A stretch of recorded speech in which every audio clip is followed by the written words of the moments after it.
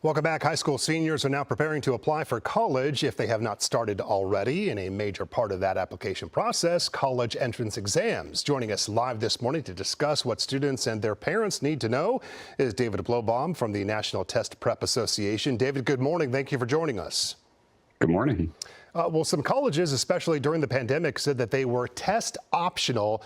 What does that mean? Is that true? Are any colleges actually test optional?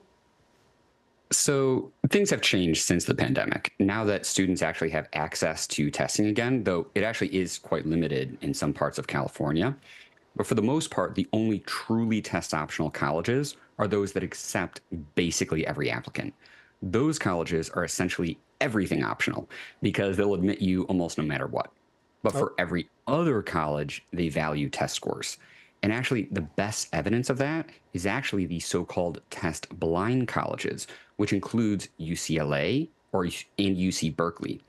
Because those schools are prohibited from using SAT and ACT scores, what do? They still want standardized test scores, so they use AP and IB exam scores.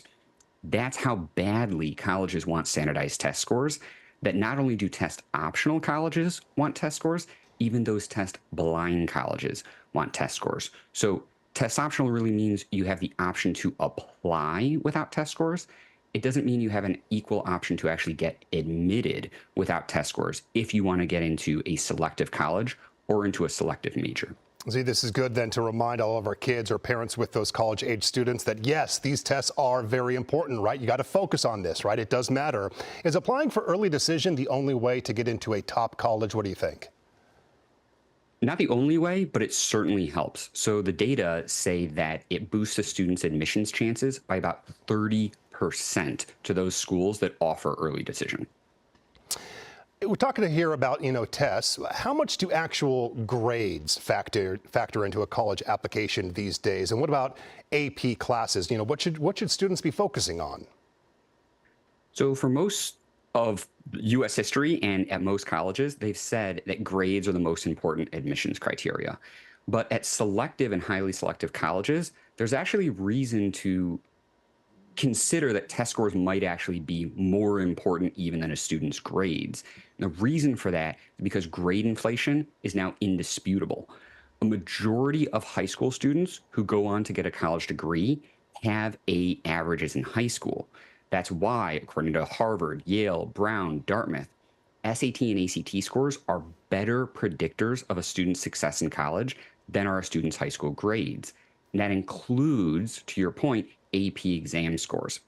The new expectation in college admissions is that if a student takes an AP class and it's on their transcript, then the college is expecting to see a corresponding AP exam score in the application.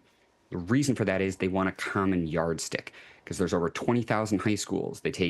Students take classes from different teachers. They take different classes. They have different grading scales.